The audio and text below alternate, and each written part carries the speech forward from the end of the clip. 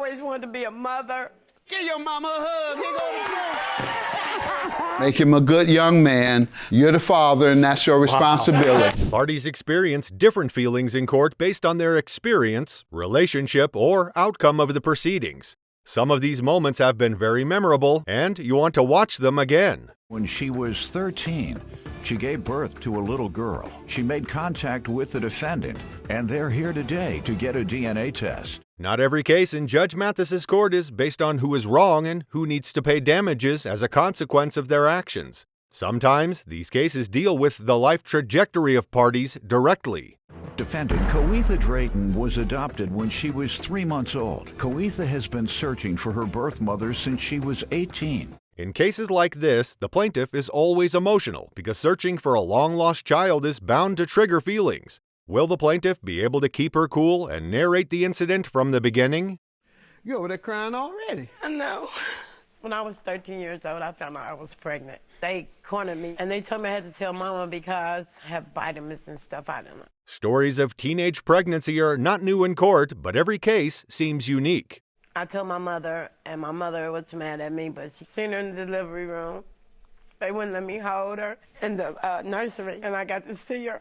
And that was the last time I seen her. The plaintiff was already getting into the emotions at this stage, but was trying her best to remain calm and narrate the story. It is never easy to fight back the tears when describing such an emotion-filled experience. But the papers were sealed, so she can tell you that part. They were sealed up until last year. I've been celebrating her birthday the last 42 years. The hopes of a possible reunion with her daughter prompted the bailiff to approach the court for a DNA test. But she had to go through the whole testimony process to establish her relations with the defendant. And she's my only child, and I always wanted to be a mother. Only last year that you all came to... Oh, she called me this past Saturday, because she lives in Dallas, Texas. I live in Indianapolis, Indiana. The plaintiff has a lot to say about when she gave birth to her daughter and how she met the defendant. These stories are considered a formality, but it also helps to catch up and reveal efforts to find her daughter. She contacted my cousin, and then she think that I was her mother. And I asked her birthday. I knew then that she was my daughter. The parties have lived apart for the past 42 years without knowing how to find one another or traceable contacts. However, their luck soon changed, as narrated by the plaintiff, and the judge asked when this happened. It hasn't even been a week. Inspire people, we help change lives. Let me hear from you.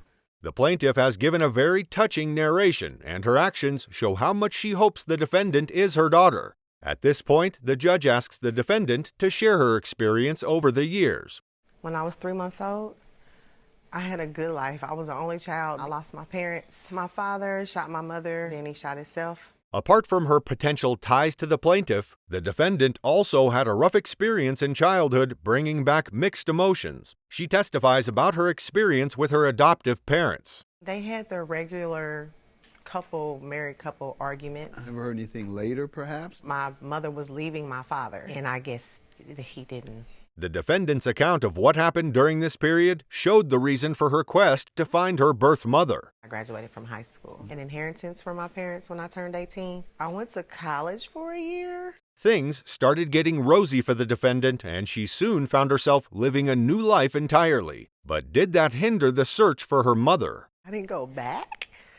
I ended up with a house. I forgot you got to have a job so you can keep money coming in. Since that time? At some point, the defendant then resumed the search for her birth mother, and this time she made conscious efforts thanks to the available resources at her disposal. It did not take long for her to discover a possible means of achieving this aim. I had paid a detective like $500 to find her. There was no name that came with it, so he was like, if you give me $5,000, signed up with registries over the years, putting my name out there. Searching for a person without a name presents a not-so-easy task, and the defendant needed to go all out if she was going to locate her birth mother.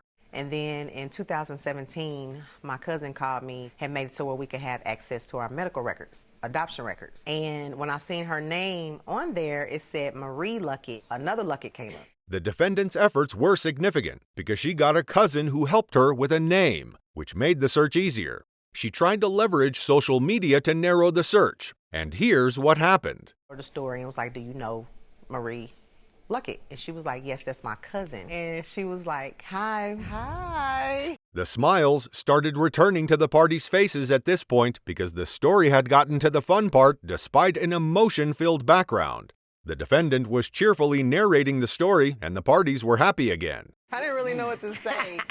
So then she was like, what year was you born? She was like, 1977. Oh my God, I was 13 years old. I'm gonna make you give you up 77. Her main thing was she didn't want me to be mad at her. You were a kid yourself. It was always love for her, even though I didn't know her. Then the parties revealed some details about the things they had in common, and this would make you wonder how they never encountered each other. Asked God, like, why do you not want me to meet this lady? We was going to the same beautician. The same skating rink on Yeah. the same night? Same hairdresser. The parties had the chance to be in each other's lives, but there was no reason to believe they were related, so they paid little attention to this.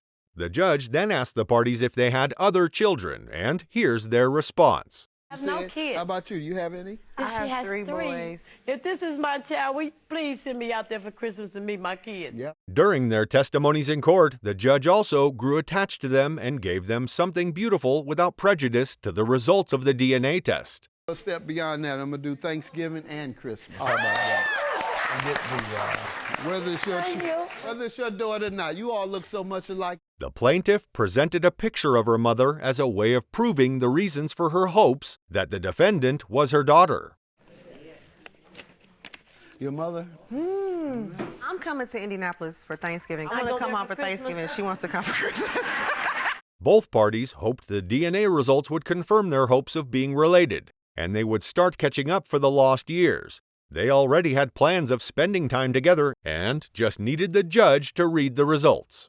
I want to be with my families, and now I'm a mother and a grandmother. Give your mama a hug. Here go. Baby, I love you so much. Parties always enter Judge Mathis's court to resolve any dispute that may have happened between them.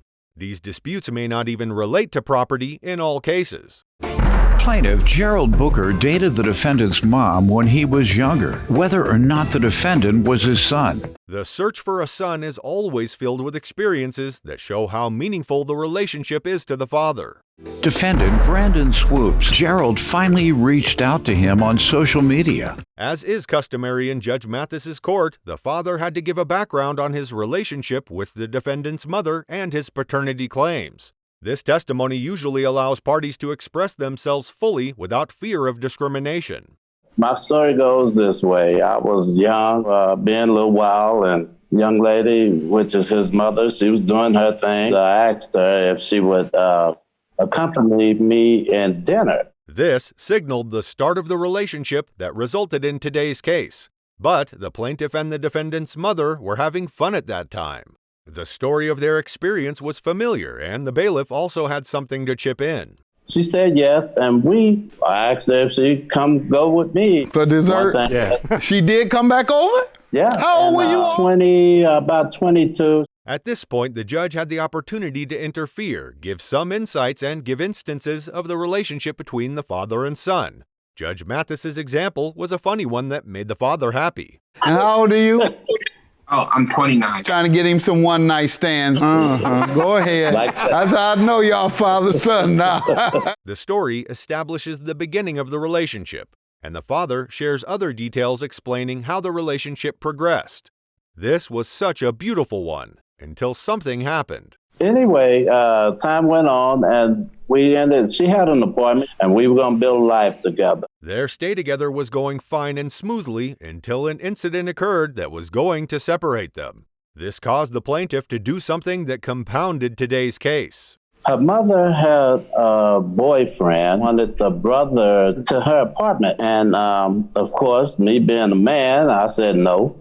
The plaintiff gave the defendant's mother his view on the matter, and it was left to her to make a decision that would affect their relationship. The defendant's mother needed to do something about the person coming to stay with them or risk losing her relationship. She did not agree with me. She's going to move in anyway. Give me a day to think about it, and packed my little bag that I had, and I got on. I run into her, and she's pregnant. This story allowed the judge to give a lesson concerning their relationship and avoid cases where things could end up like this. Judge Mathis always takes advantage of every opportunity to do this. Men should learn a lesson. She taking care of you. What? Shut up. My place. Following the plaintiff's narration, the judge also needed to get a background from the defendant so they could start a full conversation. This gives the judge insights into the case and prepares his mind for the verdict. You know, growing up, I asked my mom, obviously, you know, where's my dad? You know, we met up pretty much how he said it. I could change, you know what I'm saying? She said he was a very nice looking man. When the parties make statements that are not considered too severe by Judge Mathis, he makes fun of some and cracks some jokes. This time around, he made sure the joke was more personal. Yeah. And Yeah, I've been calling people ugly. I don't know if that's nice or not. You always call somebody crackhead. I said, well, okay, I'll just go to ugly. So I might be saying that often. The defendant tried to defend the plaintiff against Judge Mathis's joke, which caused the plaintiff to smile more. you forget he ain't 21. He was 22. You're a good-looking guy. I just can't see my mama being with no ugly man. That's right. That's right. If he was ugly, you own to something. So there you go. If she wouldn't choose you on no first night. Then the judge looked at the defendant and asked if he had ever asked his mother about his father and what she had told him. He also asked what age the defendant started making inquiries about his birth father. As early as I can remember, like maybe 6, I think I remember meeting someone. I do vaguely remember meeting someone. I've asked her about it when I was 10. The judge also asked him what his mother would say anytime the defendant asked her about his father. She would tell me that there was a man named Alex, and she would always reiterate that story after they fell out, and that, you know, they never reconnected. The mother always narrated the same story as the plaintiff and also disclosed the circumstances surrounding their breakup.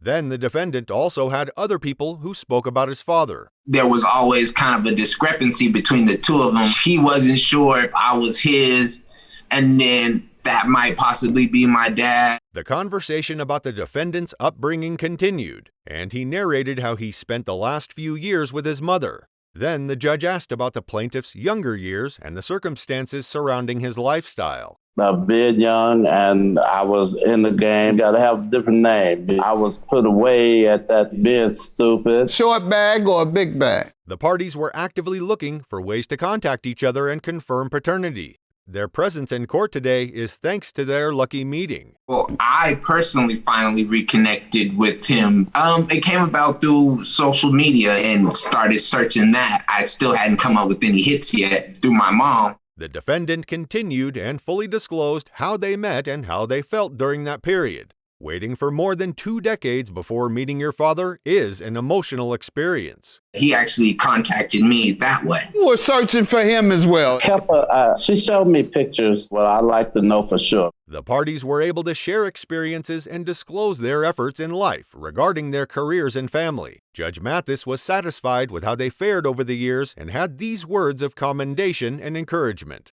We always want a younger black man to have a mentor. You came from the game. Black men in the street game don't care about their children. I'm an eyewitness. Following the end of testimonies from both parties, the judge needed to confirm the details of the paternity tests and tell whether or not they are related. Do you think the plaintiff is the defendant's father? Make him a good young man because you're the father. What? Yes, your father. You gotta meet your grandson now. I could cry.